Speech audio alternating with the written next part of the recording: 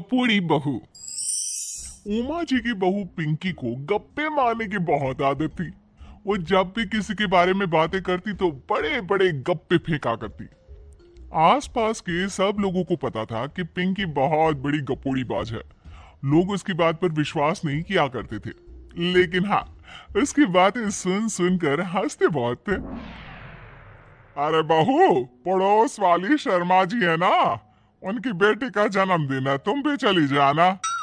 ठीक है मम्मी जी, ये तो बता दो गिफ्ट में लेकर क्या जाना है। अरे लेकर क्या जाना है, 250 का लिफाफा दे देना, बस काफी है। अरे मम्मी जी, अच्छा लगेगा क्या? पड़ोसी है हमारे, हमें कुछ बड़ा लेकर जाना चाहिए। अरे बहू, इतना काफी है। जानती हैं आप, मेरे मायके में जब पड़ोस में किसी की बर्थडे होती थी ना, तो मम्मी कुछ ना कुछ गोल्ड का ही देकर भेजती थी। पड़ोसी के बर्थडे में सोना? कैसी बातें करती हो। और नहीं तो क्या, आपकी तरह थोड़ी ना लिफाफा पकड़ा दिया। पिंकी शर्मा जी की बेटी के जन्मदिन में चली जाती है। अरे आज तो बड़ी सुंदर लग रही हो साड़ी में। जी मैं तो लहंगा पहनकर आने वाली थी, मम्मी जी नहीं मानी। अरे बेटा, बर्थडे पार्टी में तो साड़ी चल जाती है। मेरा मतलब कोई शादी थोड़ी ना है। कैसी बात कर रही हैं आप आंटी जी? मेरे मायके में तो छोटे छोटे फंक्शन भी हम लोग लहंगा बनवाते थे बुटीक से, डिजाइन करवाकर। चाहे पड़ोस में किसी का जन्मदिन हो, मेरी मम्मी हमेशा बुटीक से नया लहंगा डिजाइन करवाती थी। मैंने तो ऐसा कहीं नहीं देखा। ये तो तुमने आज बड़े कमाल की बात बताई। अरे जाने दीजिए, कोई बात नहीं। और बताइए, आपकी बेटी नजर नहीं आ रही। अरे भाभी, मैं यहाँ हूँ। ये देखिए मेरा ड्रेस कैसा लग रहा है। ठीक ही है, मतलब बर्थडे के हिसाब से थोड़ा हल्का है ना। अरे भाभी, इतना सुंदर गाउन पहना है मैंने।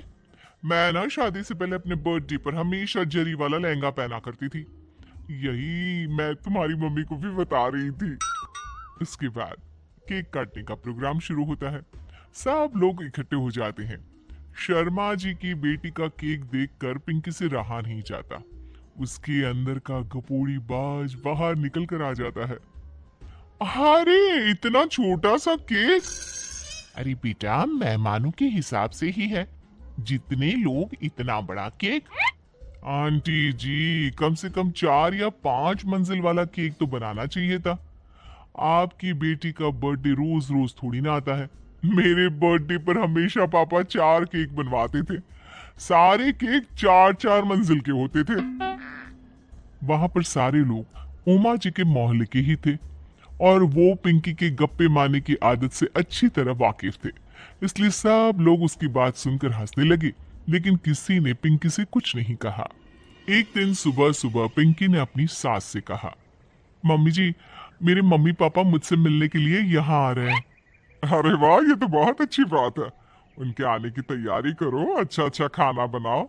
वैसे कब तक आएंगे? मम्मी जी फ्लाइट से आ रहे हैं, कल शाम को 4 बजे की फ्लाइट है। फ्लाइट?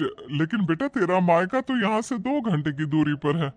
तेरे मम्मी पापा फ्लाइट से कब से आने लगे? अरे मम्मी जी, आपको पता नहीं है, मेरे मम्मी पापा ना आधे घंटे की दूरी के लिए भी फ्लाइट का टिकट बुक करवाती है। अरे गप्पे थोड़े कम मारा करो बहू। कोई फ्लाइट से तब आएगा ना जब यहाँ पर एयरपोर्ट होगा। तुम्हारी मम्मी क्या उड़कर आएगी घर में?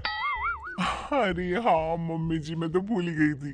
वो क्या ना, मेरे मम्मी पापा हमेशा फ्लाइट से ही ट्रेवल करते हैं, तो मेरे दिमाग से ही निकल गया था। अगले दिन पिंकी के मम्मी और पापा पिंकी से मिलने के लिए उसके घर आते हैं। आइए आइए जी, आपका बहुत बहुत स्वागत है। और समदन जी, हमारी बेटी की कोई शिकायत तो नहीं ना? ठीक से संभाल लिया है ना आपका घर?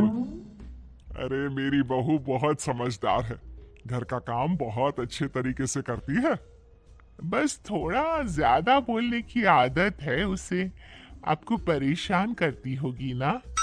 बात तो आपकी सही है, उसकी थोड़ा ज्यादा नहीं बहुत ज्यादा बोलने की आदत है। लेकिन कोई बात नहीं, आपकी बेटी दिल की बहुत अच्छी है, बस थोड़ा बोलती ही तो ज्यादा है। पिंकी बेटा, इधर आओ। देखो तुम्हारे मम्मी पापा आए हैं, तुमने इनके लिए खाना तो बना लिया ना? वो क्या है ना मम्मी जी, आपसे एक बात कहनी थी। हाँ हाँ बोलो बहू, क्या बात है, डरने की कोई जरूरत नहीं। वो मम्मी जी, मैंने सोचा मम्मी पापा आए हैं तो खाना बाहर से मंगवा लेती हूँ।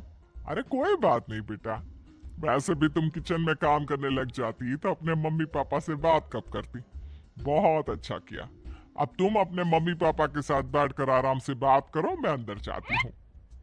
शाम का वक्त जैसे ही दरवाजे की घंटी बजी, 3-4 लोग हाथों में खाने की बहुत सारी पैकेट लेकर उमा जी के घर पहुंच गए। अरे भाई कौन है आप लोग, लगता है गलत पते पर आ गए। नहीं नहीं माँ जी, हम तो खाने का ऑर्डर डिलीवर करने आए हैं, यहीं से बुकिंग मिली थी। अरे नहीं नहीं, आपको कोई गलत फहमी हुई है। हमारे यहाँ तो 2 ही मेहमान आए हैं। आपके हाथ के पैकेट देखकर लगता है इसमें 50 लोगों का खाना है। माँ जी आपने सही समझा, खाना तो इसमें 50 लोगों का ही है, क्योंकि हमें ऑर्डर यहीं से 50 लोगों का मिला है। अरे लेकिन इतना सारा खाना, कहीं मेरी बहू ने अपनी गप मारने की आदत के चलते ऐसा तो नहीं कर दिया। ये खाना आप रख लीजिए और हमें हमारे पैसे दे दीजिए। अच्छा, वैसे कितने का बिल बना है? ज्यादा नहीं, बस 10,000 दे दीजिए। उन लोगों की बात सुनकर उमा जी पिंकी को आवाज देकर वहां बुलाती है। जैसे ही पिंकी वहां आती है, खुश होते हुए उन लोगों को वहां पर खाना रखने के लिए कहती है। अरे इतना सारा खाना क्यों मंगवाया बहू? अरे मम्मी जी, मैंने आपको बताया तो था, मम्मी पापा आए हैं तो मैं खाना बाहर से मंगवा रही हूँ। ये बात सही है बेटा, लेकिन 2 लोगों के लिए 50 लोगों का खाना? अरे मम्मी जी, कुछ कम पड़ जाए तो अच्छा थोड़ी ना लगता है, और मेरे मायके में तो ऐसा ही होता है, एक्स्ट्रा खाना मंगवाते हैं हम लोग। तभी पिंकी के मम्मी और पापा वहां पर आते हैं। अरे बेटा, एक्स्ट्रा खाना मंगवाने का मतलब ये थोड़ी ना होता कि 2 लोगों के खाने के लिए 50 लोगों का खाना मंगवा लो। और बेटा, तुम्हारी गप मारने की आदत के चलते 10,000 का बिल आया है। तुम्हें नहीं लगता ये गलत है? देखो बहू, बढ़ा चढ़ाकर बातें करना अपनी जगह, लेकिन इतनी बड़ी बड़ी फेंकना भी गलत है ना। पहली बात तो इतने सारे पैसे लगे, और दूसरी बात खाना वेस्ट होगा। आप लोग ठीक कहते हैं, मैं आज के बाद अपनी इस आदत को कंट्रोल करने की कोशिश करूंगी, और अब से गप थोड़ी कम मारा करूंगी। पिंकी की बात सुनकर सब लोग हंसने लगे।